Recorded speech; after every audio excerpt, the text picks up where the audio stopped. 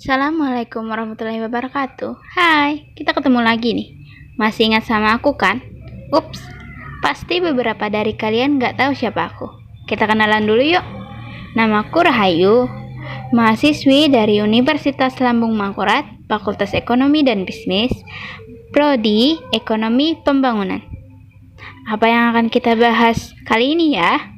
Pada kali ini, kita akan membahas dampak konflik Rusia-Ukraina pada ekonomi dunia. Sebelum itu, kita bahas sedikit latar belakang dua negara ini, penyebab terjadinya konflik, dan dampak konflik ini pada ekonomi dunia. Kita mulai pembahasan pertama, latar belakang negara Rusia dan Ukraina. Latar belakang negara Rusia. Rusia berdiri ketika pemerintahan Uni Soviet berakhir pada 25 Desember 1991. Merupakan ahli waris utama Uni Soviet dengan 50% penduduk, 2/3 luas wilayah, dan kurang lebih 50% aset-aset ekonomi dan persenjataan, dan menjadi negara terluas di dunia dengan sistem federasi dan mengakui kemajemukan ideologi. Tetapi Rusia tidak memiliki perbatasan alam yang dapat diamankan dari musuh. Dengan kondisi ini, Rusia membentuk mentalitas yang ekspansif, selalu mengembangkan diri, dan menduduki daerah baru di sekelilingnya untuk dijadikan bumper zone. Negara Rusia juga merupakan negara produsen minyak dan gas alam utama dunia. Latar belakang negara Ukraina. Negara Ukraina merupakan negara kesatuan yang berbentuk republik dengan sistem semi-presidensial, pusat negara Kiev, dan juga merupakan kota terbesarnya. Menyatakan diri sebagai negara netral, tetapi masih mempertahankan kemitraan militer terbatas dengan Federasi Rusia. Ukraina memiliki militer terbesar kedua di Eropa setelah Rusia jika personil cadangan dan paramiliter dihitung. Dan Rusia juga menjadi pusat cadangan pangan dunia karena lahan pertanian yang luas dan subur, dan menjadi salah satu pengekspor biji-bijian terbesar di dunia.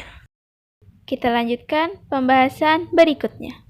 Penyebab terjadinya konflik Rusia dan Ukraina. Berdasarkan sejarah, konflik antara dua negara ini terjadi sudah lama.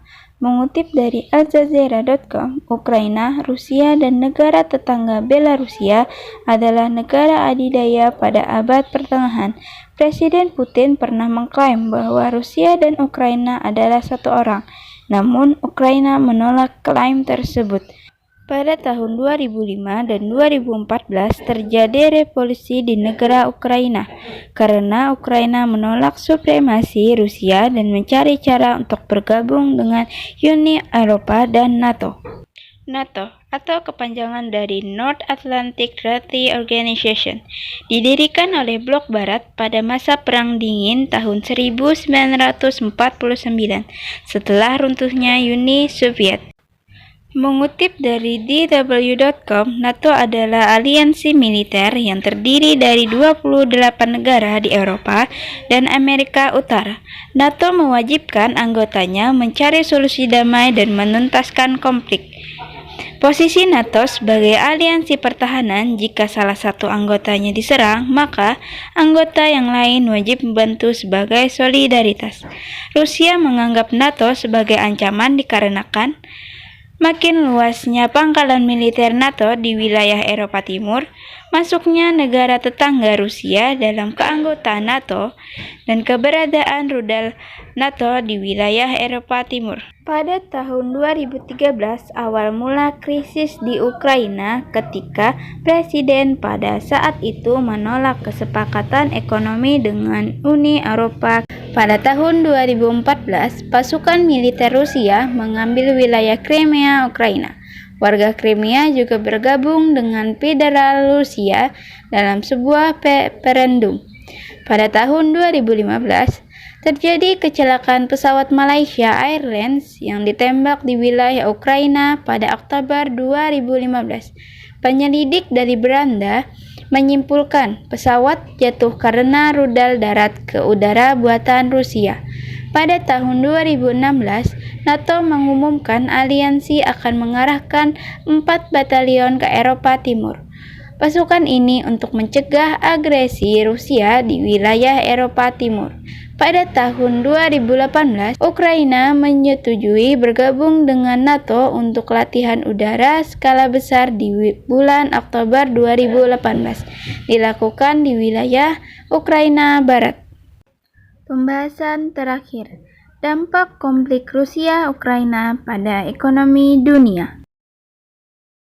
Harga minyak dunia.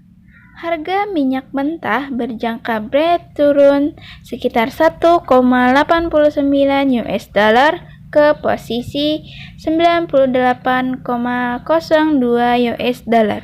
Sebelumnya, minyak mentah Brent diperdagangkan 97,55 US dollar sampai 103,70 US dollar per barel. Bahkan konflik ini membuat minyak mentah pernah tembus 139 US dollar per barel. Kenaikan harga di bidang pertanian. Ukraina mengekspor gandum sekitar 95% melalui Laut Hitam. Sekitar 50% ekspor dikirim ke Timur Tengah dan Afrika Utara. Rusia juga memasok jagung ke Mesir dan menjadi pengekspor gandum utama kedua di Indonesia. Harga gandum dunia tercatat naik 39% dalam sebulan ke 11,2 US dollar per basket atau sekitar Rp304.000 per kilogram. Pada minggu ketiga Maret, berdasarkan data Refinitiv, harga CPO di level MYR 5.978 per ton pada 17 Maret 2020. Secara tahunan telah membukukan kenaikan sebesar 57,36%. Terjadinya inflasi. Pertumbuhan ekonomi dunia diperkirakan akan lebih rendah, cenderung menurun, dan inflasi terancam lebih tinggi. Pertumbuhan ekonomi dunia yang diperkirakan 3,9% pada 2020 dengan adanya konflik ini, IMF dan Bank Dunia diperkirakan akan mengoreksi pertumbuhan ekonomi dunia. Kenaikan suku bunga. Cara mengatasi inflasi adalah menaikkan suku bunga. Sebagian besar pakar ekonomi memperkirakan terjadinya lonjakan harga. Contohnya, Bank Sentral Amerika Serikat. The Federal Reserve pada 16 Maret 2020 waktu setempat, The Fed menaikkan suku bunga acuan Federal Funds Rate sebesar 0,25%, dilakukan guna meredam inflasi tertinggi di Amerika Serikat dalam 4 dekade terakhir. The Fed mengingatkan ketidakpastian dari dinamika konflik Rusia-Ukraina bagi perekonomian Amerika Serikat dan dunia.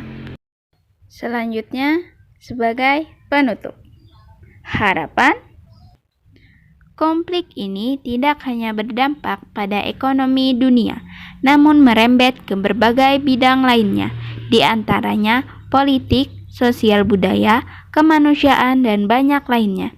Kita sebagai rakyat Indonesia juga merasakan dampak dari konflik tersebut.